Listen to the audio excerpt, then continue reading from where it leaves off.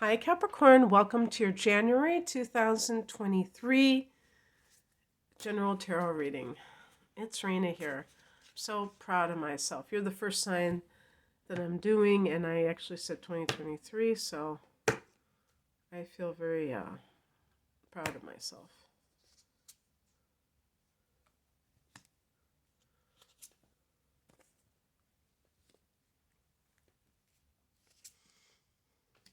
Wow.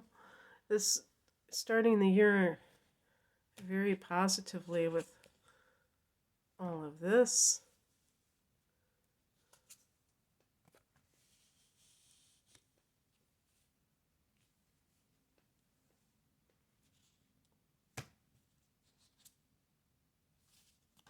Pick an additional card because it's a card of choices. Okay, more wands. Okay. Wands relate to fire energy, so it can be a lot of enthusiasm, kind of the joy in life. The heart of the matter is the Queen of Wands. This can be like if you get some kind of promotion where you're in a position of authority, and the emotions that go along with that kind of not so much responsibility, but mentorship. This can be like the person who is a great encourager of others. And so you're doing it with a sense of enthusiasm, whatever it is. If you are a woman, the queen is the mother. And this might even be somebody that you are working under, if you will. And you feel this sense of inspiration from this individual, if they're your mentor in some way, maybe like a mother figure, even. In the past position, we have the Four of Wands, which is a card of marriage, new home. So that was the other thing too, is like if you are you've given birth and you're going to go back into the workforce, or you have your own business that you're launching, then that could be what it represents. The higher message is the Six of Cups. This is all about the children. So if you are a parent, you're thinking of your children first. Capricorn can be a workaholic. And so sometimes the children might be, you love them and things like that, but you're so obsessed with the career and thinking, a lot of times what people will do is say is, well, if I lose my job, then I can't feed my family or something like that. So they justify it that way, but you are really putting your children first.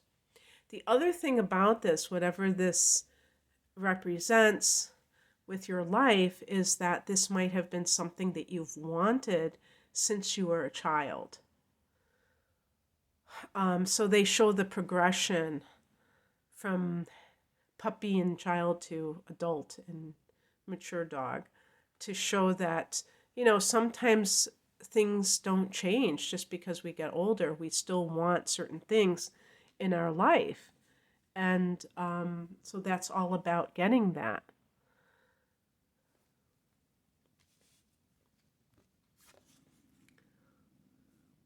Well, crosses use the Ten of Pentacles, and this is a card of family money, inheritance, and also just like the generations. I just see this as, I would look at this as maybe if a parent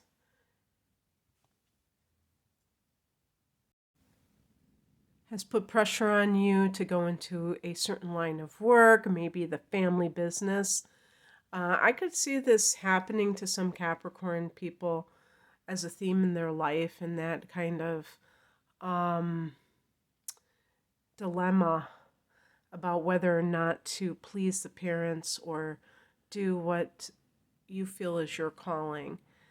Because Capricorns tend to be family oriented people, and even if you have a good relationship with your parents, in a way, that can make it worse because it can be hard to turn them down and to disappoint them. Um, I think that is even more of a thing if the parents have come from another country and they just really have these, old world ideas about like what is, what the children are supposed to do. And of course, it doesn't really matter what country we're talking about. There's like the old and the new. And in the olden days, in most of the world, probably the parents had so much power even as the children became adults. They still were kind of beholden to their parents, or felt that that was the ultimate influence. And of course, nowadays there's more of an emphasis on the individual. And of course, I'm speaking as somebody in the United States. I know that there are probably plenty of places in the world where it is very deeply entrenched that you listen to your parents, even if you're in your 20s and beyond. So that could be the one thing that kind of is a dampener. Kind of like you might be on this high, and then you have to deal with something to do with family expectations and whatnot, because there's a lot of positive emotion here. And not surprisingly, that might be where this kind of anxiety that the Nine of Swords represents. You see those black birds. This deck, this is the, what is this called? I always forget. Light Seeker's Tarot. They always have like, most of the swords cards are black birds. And I think that's to symbolize negative thoughts. And that can, come and disrupt the person's life because they feel like they have, in this case, this sense of anxiety, which is kind of clouding some of the joy that you're experiencing with those other cards.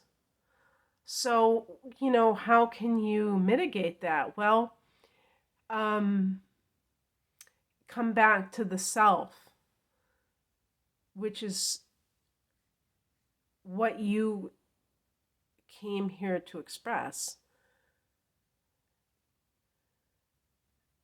The anxiety, we have anxiety. Anxiety gets triggered by thoughts. One thought racing, leading to another thought. And you can really just kind of stop thoughts dead in their tracks by refusing to give them energy. And a lot of times people don't know how to do that because they are so used to their thoughts controlling them. And really, this is one of the things about meditation that makes it so valuable, is that it can allow you to transcend some of those thoughts that don't serve you. So when I say that what's coming in is the Nine of Swords, watch out for your high emotions to be met with this uncomfortable emotion, which is simply telling you that you have to recalibrate your thoughts, because you may be getting a lot of positive vibes coming in, but you're still with those old patterns. And the outcome is the Two of Pentacles, which oftentimes can be like having to make some kind of choice. But in this case, this is also a card of perhaps taking on a second job. maybe going to school and work at the same time. This, in other decks, this is shown as a juggler to show that the person has a lot on their plate and they're doing a lot of things at the same time. This can be a card of making a choice between two types of work, perhaps. It can be accepting a job overseas, and that might be what that Queen of Wands represents. So maybe it's a sense of, with the Four of Wands, you just buy a new home and then you get this promotion and you feel like, oh my God, I just bought this new home and now I'm getting this great job offer, but it's in another country. So the Nine of Swords can set in because you're like, well, what should I do about this? And so I picked a clarification card. And I got the Six of Wands. This is a card of success. This is a card connected to Leo, and it's about, you see how she has her arms raised. And this is about accepting your, what do you call it, recognition from others. So this is another card of joy. And this is about learning to accept the good opinions of other people, which may be hard for some Capricorn individuals to do, and all that goes along with it. It's like basking in your excellence and accepting those honors with open arms. You know how some people have a hard time accepting a compliment? It's kind of like that, but as it relates to your work life. So if you're one of those people that gets embarrassed when you get a compliment, learning how to take pleasure in receiving positive feedback and feeling deserving of it. That's what this is all about. And when people do law of attraction type of work, that is one big element of it, because when somebody doesn't feel worthy, they can create obstacles that prevent their chance of succeeding. This is about taking your bow. And maybe it's going to involve disappointing somebody, like a family member who hoped that you would help them, but you have to do your own thing. And so the Nine of Swords can be that sense of like questioning yourself, like what are your motives? Am I okay? And realizing I'm more than okay. Okay? All right, Capricorn, that's what I have for you. This is your birthday month, many of you. Happy birthday. Happy New Year.